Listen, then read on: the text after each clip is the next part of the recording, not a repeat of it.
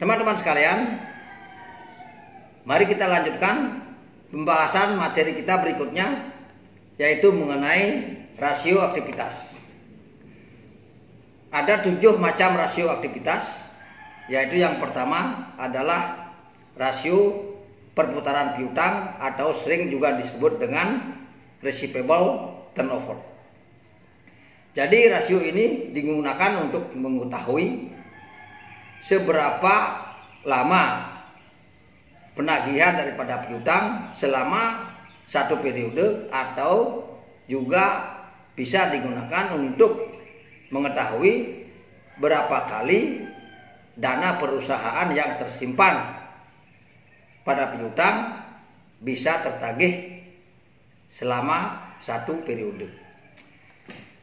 Nah, selanjutnya ada rasio days of receivable atau hari rata-rata penagihan piutang. Nah, teman-teman sekalian, rasio ini berfungsi untuk mengetahui hari rata-rata piutang tertagih. Nah, kemudian selanjutnya ada rasio perputaran sediaan atau disebut juga dengan inventory turnover. Jadi rasio ini berfungsi untuk mengetahui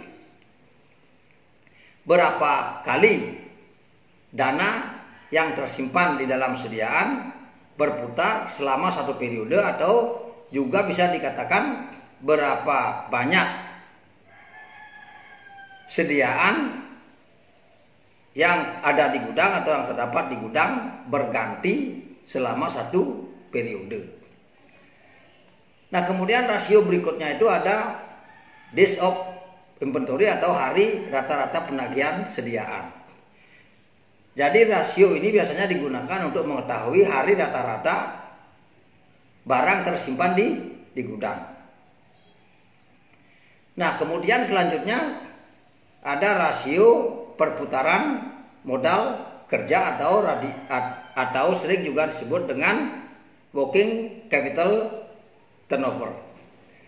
Jadi rasio ini berfungsi untuk mengetahui tingkat efektivitas daripada modal kerja selama satu periode, atau maksudnya adalah berapa banyak modal kerja berputar selama satu periode.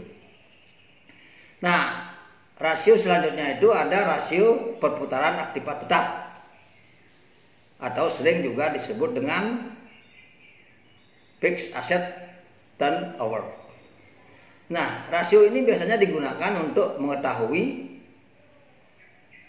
keefektifan atau untuk mengetahui berapa kali dana yang tersimpan di dalam aktiva tetap berputar selama satu periode, atau untuk mengetahui apakah manajemen perusahaan sudah menggunakan kapasitas daripada aktiva tetap yang dimilikinya.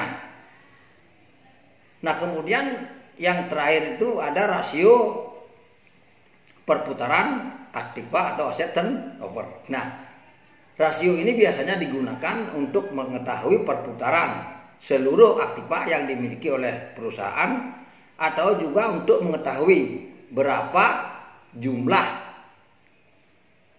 perolehan penjualan dari tiap-tiap aktiva yang dimiliki oleh perusahaan. Nah, teman-teman sekalian, itu ada 7 macam atau 7 bentuk rasio aktivitas. Kemudian selanjutnya bagaimana cara menghitung, kemudian variabel-variabel yang kita akan bandingkan atau variabel-variabel yang dibandingkan. Kemudian selanjutnya bagaimana menginterpretasikannya. Nah, teman-teman sekalian, mari kita ikuti bersama-sama bagaimana caranya menghitung dari masing-masing rasio bersangkutan. Baiklah teman-teman sekalian, mari kita ikuti penjelasan dari masing-masing rasio aktivitas bersangkutan. Teman-teman sekalian, yang pertama itu ada rasio perputaran piutang atau receivable turnover. Nah, jadi dalam rasio ini kita akan membandingkan penjualan kredit atau credit sales dibagi dengan total receivable atau total piutang. Nah, jika seandainya total penjualan dari sebuah perusahaan itu adalah 5.950, kemudian total piutangnya ada 550, maka rasio daripada perputaran piutang tersebut adalah 12 kali. Ini artinya bahwa perputaran piutang adalah 12 kali dibandingkan dengan penjualannya. Nah, kemudian rasio perputaran piutang yang bagus itu adalah tergantung rata-rata periode kredit yang diberikan oleh sebuah perusahaan. Jadi jika rata-rata periode kredit yang diberikan adalah 30 hari, maka rasio perputaran piutangnya itu sebaiknya di antara 10 atau 12 kali dalam setahun. Nah, kemudian berikutnya ada rasio rata-rata penagihan piutang. Nah, rasio rata-rata penagihan piutang ini adalah membandingkan total hari dalam setahun dibandingkan dengan total perputaran piutang. Nah, total hari dalam setahun itu adalah 365 hari, kemudian total perputaran piutang itu adalah 12 kali. Sebelumnya kita sudah bahas. Nah, jadi rata-rata atau hari rata-rata penagihan piutang itu adalah atau piutang tertagih itu adalah 31 hari. Nah, jadi hari rata-rata piutang tertagih itu adalah 31 hari. Jadi untuk dapat menyimpulkan apakah rasio ini dapat diterima atau tidak, maka kita harus melihat daripada syarat-syarat kredit yang diberikan. Kalau umpamanya syarat kredit yang diberikan oleh sebuah perusahaan itu adalah 30 hari, maka hari rata-rata penagihan piutang itu sudah, atau hari rata-rata piutang tertagih itu sebenarnya sudah melebihi dari 1 hari. Namun demikian, apabila syarat kredit yang diberikan itu adalah 60 hari, maka hari rata-rata piutang tertagih itu sebenarnya belum melewati batas atau belum melewati syarat yang diberikan. Kemudian yang ketiga ada rasio perputaran sediaan atau inventory turnover. Nah, pada rasio ini kita juga akan membandingkan total penjualan dibandingkan dengan total sediaan. Nah, jika total penjualan sebuah perusahaan itu 5.950, kemudian total sediaannya atau inventorinya adalah 250, maka rasio perputaran inventory atau rasio perputaran sediaannya itu adalah 24 kali. Nah, 24 kali maksudnya adalah sediaan berganti 24 kali dalam, atau 24 kali maksudnya adalah sediaan berganti 24 kali dalam setahun, atau sediaan laku sebanyak 2 kali dalam sebulan. Ya. Atau setiap 2 minggu barang sediaan laku terjual. Nah, untuk mengetahui apakah rasio ini bagus atau tidak, maka kita bisa membandingkannya dengan industri sejenis atau dapat juga membandingkan dengan target yang sudah ditentukan sebelumnya. Nah, mungkin waktu membuat target atau membuat budget sebuah perusahaan itu mungkin sudah menentukan target-target daripada rasio perputaran inventory bersangkutan. Nah, kemudian selanjutnya ada rasio hari rata-rata penagihan sediaan atau average days of inventory. Nah, pada rasio ini kita juga akan membandingkan total hari di dalam setahun dibagi dengan total perputaran inventory atau total perputaran sediaan. Nah, hari di dalam setahun itu adalah 365 hari, kemudian perputaran inventory barusan itu kita sudah mengetahui yaitu sebanyak 24 kali. Nah, jadi rasio hari rata-rata penagihan atau hari rata-rata barang tersimpan di gudang itu adalah selama 15 hari. Nah, jadi hari rata-rata barang tersimpan di gudang itu adalah 15 hari. Nah, adalah bahwa sediaan tersebut tersimpan di gudang selama 15 hari. Ini sudah sesuai dengan rasio perputaran sediaan sebelumnya, yaitu 14 atau setiap 2 minggu. Nah, apakah hal ini baik atau tidak? Juga perlu membandingkan dengan industri sejenis atau dapat juga dibandingkan dengan target yang sudah ditentukan sebelumnya.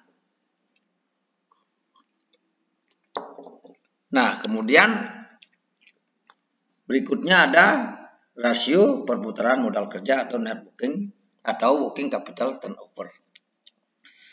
Nah, jadi rasio perputaran modal kerja ini kita akan membandingkan penjualan bersih dibandingkan dengan modal kerja. Nah, jika penjualan perusahaan itu adalah 5.950, kemudian modal kerjanya adalah 1.640, maka perputaran modal kerja perusahaan itu adalah 3,6 kali. Nah, itu berarti bahwa 3,6 kali artinya bahwa setiap 1 rupiah modal kerja akan menghasilkan 3,6 atau 3,7 penjualan. Setiap 1 rupiah modal kerja akan menghasilkan 3,7 rupiah penjualan. Nah, untuk membandingkan apakah rasio ini baik apa tidak, maka perlu membandingkan dengan industri sejenis atau dapat juga dibandingkan dengan target sebelumnya. Nah, sama seperti rasio-rasio sebelumnya. Nah, kemudian berikutnya ada rasio perputaran aktiva tetap. Nah, jadi rasio ini juga akan membandingkan total penjualan dengan total aktiva tetap. Nah, jadi total penjualan itu adalah 5.950. Kemudian aset tetapnya itu adalah 2.400. Maka dengan demikian rasio perputaran aktiva tetapnya itu adalah 2,5 kali. Nah, itu artinya bahwa setiap 1 rupiah aktiva tetap akan menghasilkan penjualan sebesar 2,5 atau 2,5 rupiah. Nah, hal ini juga bisa dilakukan untuk mengetahui apakah rasio ini bagus atau tidak, atau dapat diterima atau tidak. Maka dapat membandingkannya dengan industri yang sama atau industri sejenis. Juga dapat membandingkan dengan target yang sudah ditentukan sebelumnya.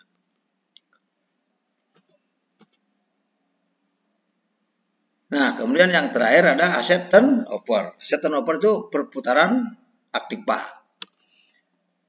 Jadi rasio ini juga akan membandingkan total penjualan dibagi dengan total aktiva.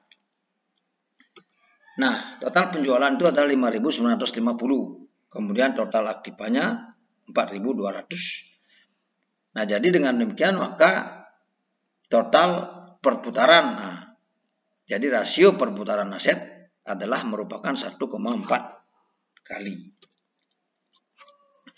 Artinya bahwa setiap 1 rupiah aset dapat menghasilkan penjualan sebesar 1,4 rupiah. Nah, juga sama seperti sebelumnya, untuk mengetahui apakah rasio ini dapat diterima atau tidak, maka kita dapat membandingkan dengan industri sejenis. Misalnya kalau perhotelan ya antar perhotelan, kalau pabrik ya antar pabrik. Dan juga kita bisa membandingkan dengan target yang sudah ditentukan sebelumnya.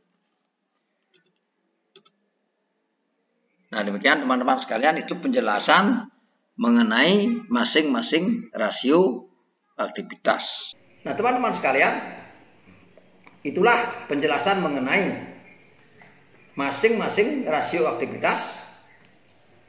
Semoga apa yang sudah saya jelaskan bermanfaat buat teman-teman sekalian dan dapat dipahami.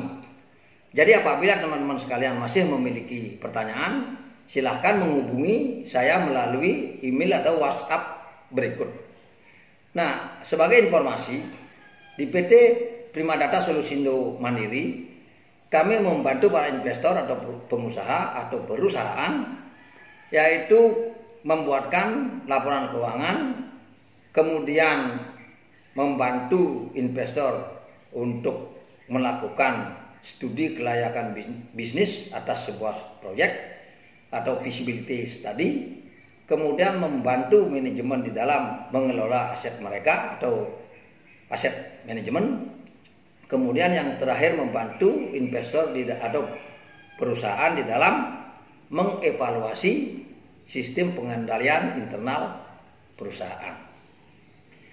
Nah, teman-teman sekalian, jadi untuk materi ini cukup sampai di sini. Ikuti terus materi-materi dari kami yang membahas seputaran akuntansi, keuangan, ekonomi, dan bisnis.